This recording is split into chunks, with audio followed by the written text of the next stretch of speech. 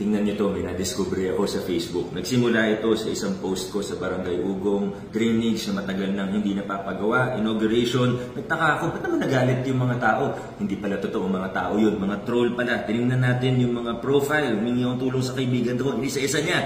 At nakita niya may pagkakapare-pareho yung mga nag-angry reacts at naghaha-reacts. Ito po, iba-ibang mga post. Pare-pareho yung mga content. Ito medyo mas obvious. Ito sa multi-purpose, sa may bunga. Ito, pare-pareho yung mga content ng mga profile. At ito yung mas mabigat pa doon. Yung mga profile na yan, sila mismo nakalink sa mga bilihan ng mga troll, ng mga fake accounts, ng mga, ano ba tawag dito, ng mga fake engagement. Sa Facebook, ito na po, may resibo po tayo. Ang tanong, sino kayang gumagawa nito? Pero hindi naman ito surprise. Mga kasama, mga kapwa ko Pasigenyo, alam naman natin na may mga taong handang magsinungaling, handang manloko para makuha ang gusto nila.